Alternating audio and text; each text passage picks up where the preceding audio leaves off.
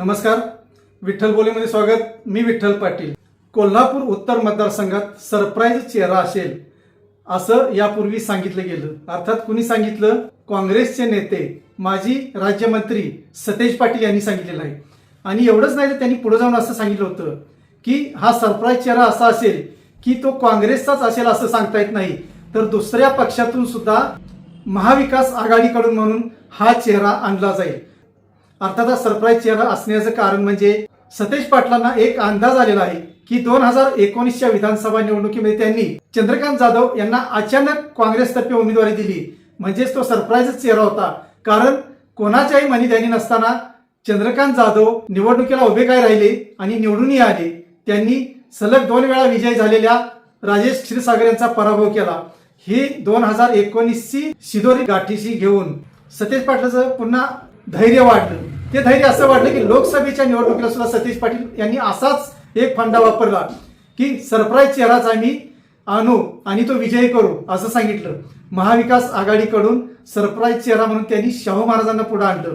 अर्थात शाहू महाराज हा चेहरा असा होता की ते जेव्हा लोकसभेला रिंगणात आले त्यावेळी ते तर कोणत्याही पक्षात नव्हते, कोणत्याही पक्षाचे साधे सभासद सुद्धा नव्हते, सदस्य नव्हते. असं असताना शाहू महाराजांना राष्ट्रवादीतून उमेदवारी द्यायची, उद्धव ठाकरेंच्या शिवसेनेतून उमेदवारी द्यायची की काँग्रेसमधून उमेदवारी द्यायची असा खल सुरू असताना अचानकच पारडं फिरलं आणि काँग्रेसमधून शाहू महाराजांना उमेदवारी दिली गेली आणि ते विजयी सुद्धा झाले.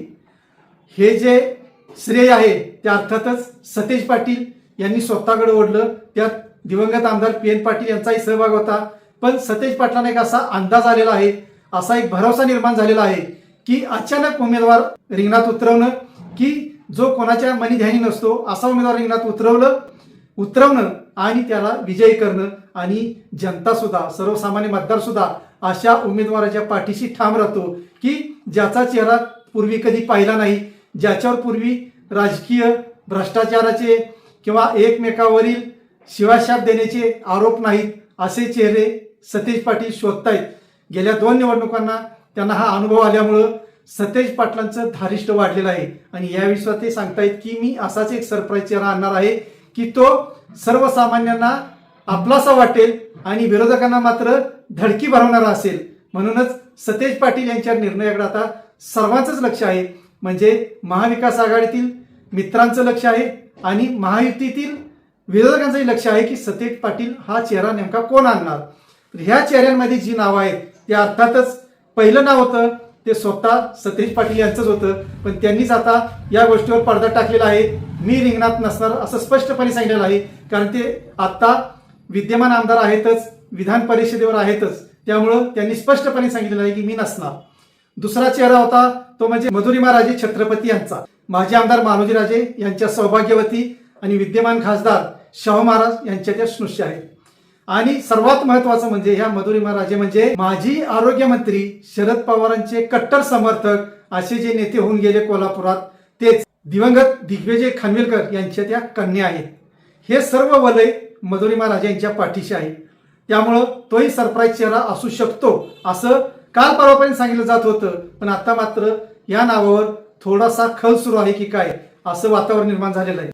त्यानंतरचे जे सरप्राईज चेहरे दिसतात काँग्रेसमधले ते असे की काल परवा ज्या मुलाखती झाल्या, पक्षनिरीक्षकांनी येथील इच्छुकांच्या मुलाखती घेतल्या, त्यात अचानक एक नाव पुढे आलेलं आहे ते म्हणजे आनंद माने.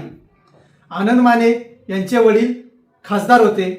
त्यांचा मुलगा कोल्हापूर महापालिकेत उपमहापौर होता. आणि आनंद माने यांनी सुद्धा राजकारणासह कोल्हापूर महापालिकेसह व्यापारी वर्गात अनेक पदांवर काम केलेलं आहे. आणि त्यामुळे त्यांचा व्यापारी वर्गापासून उद्योजकांपर्यंत आणि सर्वसामान्यांपर्यंत चांगला संपर्क आहे. त्यामुळं आनंद माने यांचं जे नाव पुढे आलं आहे तो 1 नंबरचा सरप्राईज चेहरा असू शकतो का अशी शक्यता आता व्यक्त केली जात आहे. आनंद माने नागाळा पार्कात राहतात आणि नागाळ पार्क कसबा बोर्डासह कोल्हापूर शहरात आनंद मानेंचा संपर्क चांगला आहे. म्हणून आनंद मानेंचं नाव सुद्धा पुढे आलेलं आहे. त्यानंतर अनेक नाव आहे ते म्हणजे वसंतराव मुळीक. वसंतराव मुळीक एक सामान्य कुटुंबातून आलेला नेता यासाठी म्हणता येईल कारण त्यांनी आतापर्यंत राजकारण केलेलं नाही, पण मराठा महासंघासाठी त्यांनी जे राबलेले आहेत, मराठ्यांच्या आरक्षणापासून मराठ्यांच्या विविध प्रश्नांवर त्यांनी आतापर्यंत जो आवाज उठवलेला आहे, जिल्हा अध्यक्षांपासून ते आज राष्ट्रीय स्तरावरील त्यांना पद मिळालेलं आहे असे वसंतराव मुळीक सुद्धा सरप्राईज चेहरा असू शकतो असं मानलं जात आहे. अर्थात या निवडणुकीत महत्वाचा मुद्दा राहणार आहे तो आर्थिक मुद्दा, कारण खर्च हा भयंकर असणारच आहे. निवडणुकीतील खर्च म्हणजे जो उमेदवारांकडून केला जातो ते अर्थात ओपन सिक्रेट आहे, त्याबद्दल फारसं काही बोलायची गरज नाही. मतदारांना माहिती आहे, सर्वसामान्यांना माहिती आहे आणि जे लढणार आहेत त्यांना आणि त्यांच्या विरोधकांनाही माहिती आहे. त्यामुळं इकडे एक सरप्राईज चेहऱ्याचा संपर्क असला पाहिजे, त्याचबरोबर तो आर्थिकदृष्ट्या भक्कम असला पाहिजे. हा एक सुद्धा मुद्दा महाविकास आघाडी समोर आहे. कारण समोरचा जर प्रबळ उमेदवार मग क्षीरसागर असोत किंवा महाडिक यांच्यापैकी कोणी असो, पण ते आर्थिकदृष्ट्या प्रबळ आहेत, त्याचबरोबर त्यांचा संपर्कही चांगला आहे. म्हणून काँग्रेसला आणि महाविकास आघाडीला उमेदवार देताना अर्थातच तो सरप्राईज चेहरा असताना त्याचं आर्थिक पाठबळ सुद्धा भक्कम लागणार आहे. याबरोबरच काँग्रेसमध्ये आणखी 2 सरप्राईज चेहरे सांगितले जात आहेत, ते म्हणजे सचिन चव्हाण आणि शारंगधर देशमुख. शारंगधर देशमुख नगरसेवक राहिलेले आहेत. सचिन चव्हाण तर त्यांचे वडील कोल्हापूरचे महापौर होते. सचिन चव्हाण सुद्धा कोल्हापूर महापालिकेवर अनेक पदं त्यांनी भूषवलेले आहेत आणि त्यामुळं या दोघांची नावं चर्चेत आहेत.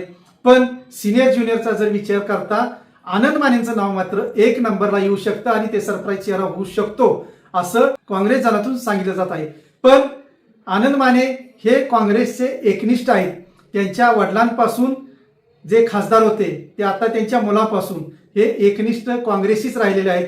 इंदिरा गांधी त्यांच्या घरी येऊन गेलेले आहेत, जीवन गेलेले आहेत. असेही आनंद माने काँग्रेसचे एकनिष्ठ कार्यकर्ते म्हणून मानले जातात. त्यामुळे त्यांच्या नावाला वरिष्ठ पातळीवर सुद्धा हरकत राहणार नाही असं आजचं चित्र आहे. पण यात मुद्दा येतो तो उद्धव ठाकरेंच्या शिवसेनेचा आणि शरद पवार यांच्या राष्ट्रवादीचा. त्या दोघांनी मान्य करायला हवं आणि त्यांना मान्य होईल असा आनंद माने हा चेहरा असू शकतो असा सतेज पाटलांचा आणि काँग्रेस जनांचा अंदाज असावा. या उपर जर पलीकडे विचार करायचा झालं तर राष्ट्रवादी आणि शिवसेनेला जर उमेदवारी गेली दोघांपैकी एकांना, तर त्यामध्ये चेहरे कोण असतील, सरप्राईज चेहरे कोण असतील याचा सुद्धा अभ्यास केला जात आहे. अर्थात त्यात ते सरप्राईज चेहरे हेच असतील की म्हणजे संजय पवार, विजय देवणे, रविकिरण इंगवले. तर राष्ट्रवादीकडून केवळ आणि केवळ व्ही पाटील हा एकच चेहरा आहे. व्ही पाटलांचा जनसंपर्क आणि आर्थिक पाठबळ चांगलं असलं तरी ते शिवसेना आणि काँग्रेसला रुचतील का हा महत्वाचा मुद्दा आहे. म्हणून महाविकास आघाडीला राजेश क्षीरसागर असो किंवा कृष्णराज महाडिक असो यांच्या विरोधात लढणारा प्रबळ दावेदार हा आर्थिकदृष्ट्याही प्रबळ पाहिजे आणि PR त्याचा चांगला पाहिजे, म्हणजे जनसंपर्क चांगला पाहिजे, त्या दृष्टीने तो प्रबळ पाहिजे, तरच तो सरप्राईज चेहरा ठरू शकतो. पाहू आपण काँग्रेसचा सरप्राईज चेहरा कोण असेल. 2 दिवसातच आपल्याला हे चित्र स्पष्ट होईल. धन्यवाद. असेच नवनवीन विषय ऐकण्यासाठी लाईक, सबस्क्राईब आणि बेल आयकॉनवरती क्लिक करा.